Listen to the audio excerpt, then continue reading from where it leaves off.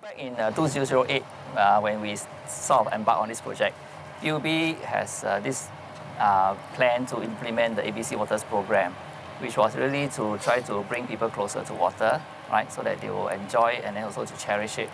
So the Kallang River at that point also was due for replacement.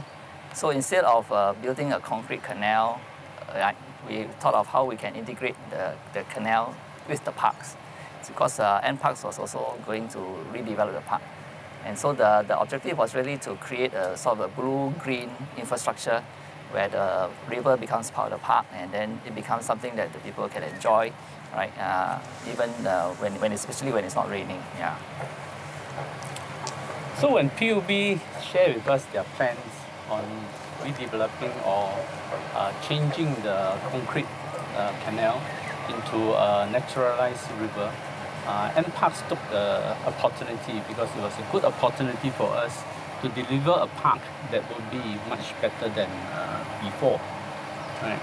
So from NParks' angle, the objective, of course, is to make sure we have a park that is going to be more relevant to the park user, more useful, more friendly, and a better place for them to enjoy themselves. Right. And also then we took the opportunity to work with PUB so that we can actually increase the biodiversity of the park. And then I think we did quite well in that aspect.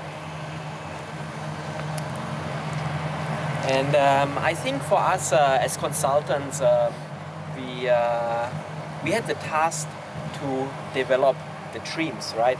So our objective, of course, was to create and to complete a project which was in everybody's mind and which had a lot of challenges.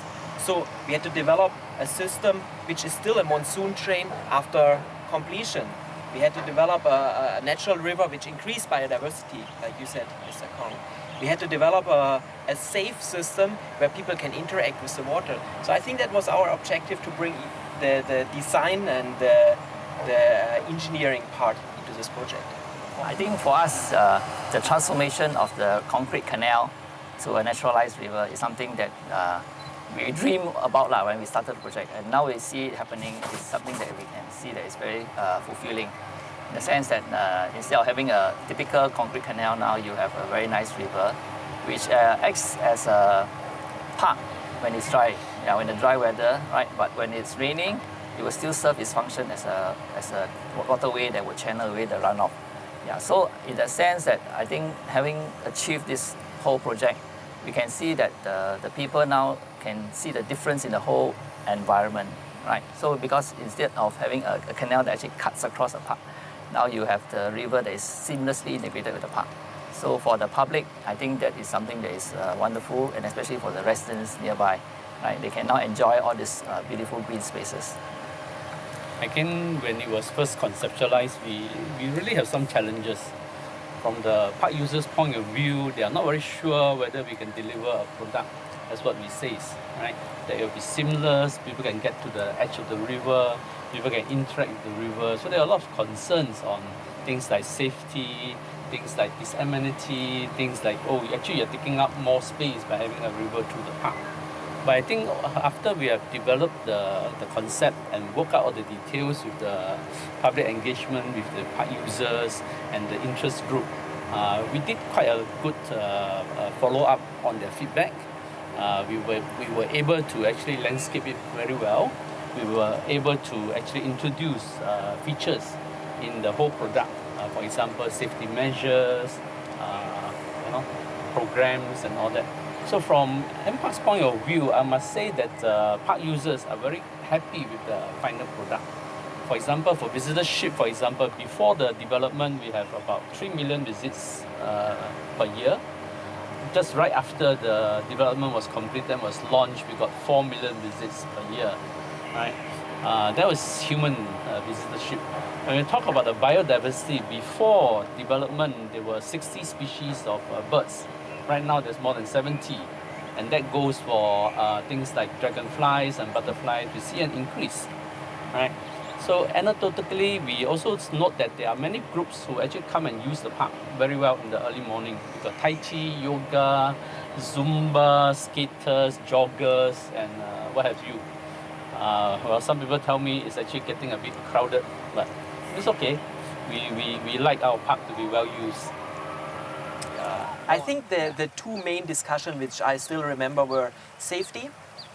It was not clear from the beginning that we don't have a railing, for example. But I think with a compromise, having a safety system, but still have a gentle slope where everybody can walk out, we came across this problem. And the second one was erosion. I still I remember from the beginning that everybody was a bit concerned that erosion will go Marina Bay. But I think with all these tests and hydraulic models, it really showed that we can minimize the risk, and it shows that we don't have any problem. Correct. To my mind is that the smartest thing is to keep it natural, right? If you look around the whole park, it is actually well maintained, but at the same time it looks very natural. Right? I think that's the smartest thing that come out from the whole outcome. It is specially engineered to serve its purpose.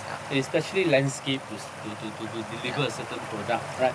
But if you look around it, it's as if our intervention wasn't really that much in it. It just happened that, you know, if we don't tell people about this project, people will just assume that the river is a river and that the park just form around it and the rest of the trees just grow on its own. I think that's the best. So I think the part about the engineering which people don't see, because below all that grass area that you see, there's a lot of engineered slope that is happening, and these are the things that people don't see, but you know, it's something that we actually have to make it work, right? So that eventually it will turn out well. I think sometimes it's more difficult for designers and contractors to build nature compared to build an urban park. Correct. So it looks like nature, everything just appears like that. But what you said is heavily engineered. You look at this whole project, actually encompasses everything. First thing is an innovative way of designing a canal in the way of a natural river, right? Then secondly, it is definitely a communal project, because by creating this whole space now, you have a lot of opportunities for the community, right, to take part and to have their activities here and to congregate, and then also to make this place a more communal kind of living. And the third point was environment, ecological, So, but that was something that we found out after we finished the project, that because we have now this river, there's a lot of water-loving birds, right, that actually come to perch and roost here.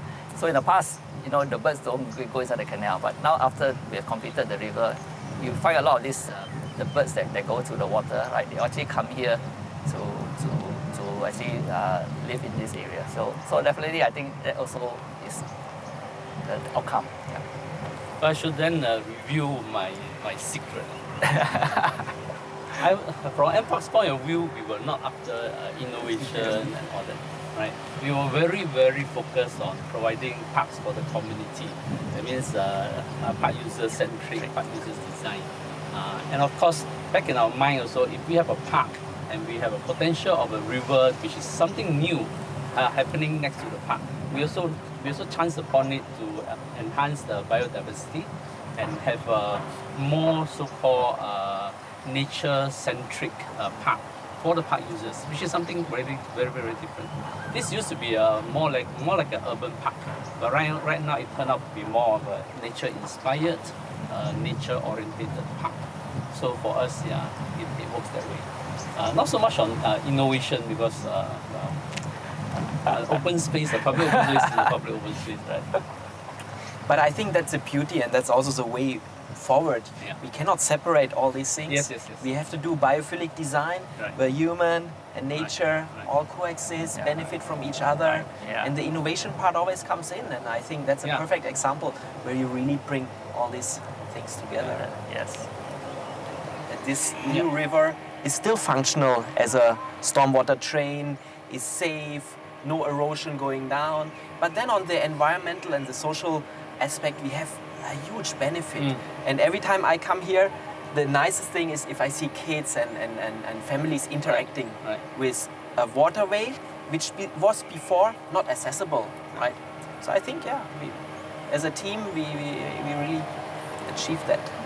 Yeah, I think the wonderful part is when you see the children playing in the water. Yeah, I think that's something that was never ever thought about in the past, that people can go near to the water to enjoy the water. Yeah. Since it was developed until now, we got more than 80 key events, which include the most recent one, Experience ASEAN, where we have the ASEAN ambassadors and dignitaries coming in just to enjoy the park and then learn about ASEAN culture and all that. And then of course during Chinese New Year we have the Chingay festival, which is just took place behind us. And of course we also got concerts, runs, and then many other activities. And what is beautiful is that the river becomes a new part to educate Singapore children. There are plenty of schools which are coming here for educational walks. I myself brought a couple of schools in to learn about biodiversity, to talk about water, to talk about the bigger water story. But I also know that NParks is conducting biodiversity tours for residents and schools, right? I think one of my favorite spots is really come down here to the river, bring small kids along, let a boat on a string into the river, catch small fishes with a small net. I think, but there are many, many other nice places where we can really spend the weekends and the afternoons. Yeah, I think also the other thing is the cyclists and the joggers, they love this place now because we also have created specially designed footpath, right? So some places the cyclists can share the path with and in some places they do not share. And that actually enhances the whole experience of the park. So actually, this whole thing didn't happen by chance. Actually, in fact, we designed the spaces for it. I think that's the important part. That actually, you have to design the spaces bearing in mind what are the potential users. So that's why, like you said, we actually purposely created like hard platform for people to do their exercises. And then we have that big lawn space for events and all that kind of thing. So in fact, all these things actually have been worked into the design so that we know that we can have all the different groups of people coming here to use. Here we have the opportunity like where you have a sort of like a green space next to a canal, they can be done because for this kind of project to function properly, you need that additional space for the river. Yeah. So whenever you have this kind of opportunities, it can definitely be replicated. Yeah. In Singapore context, we're always very scarce of land anyway, right? So like Guan Sik is trying to say, so long as there's opportunity for us to work with the neighboring parcels and the neighboring projects, then there's synergy, right? Stand alone, you try to make it work in all rivers in Singapore and all canals in Singapore. I don't think that's an easy thing to do. But in other countries where they have equal opportunities and equal drive to get the objectives done, I'm sure it can be replicated anyway. I mean, I think what is important is that's not a beautification project, right? Yeah. And it's also addressing somehow a bit of climate change in terms of water management.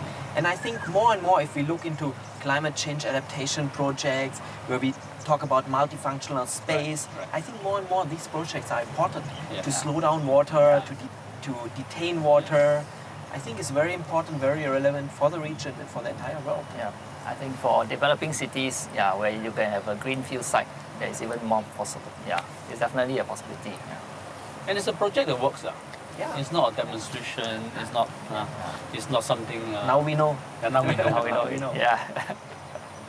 I think it was a good partnership between the entire team. And what we felt is that we have fully support from the leadership of PUB and NParks from the beginning.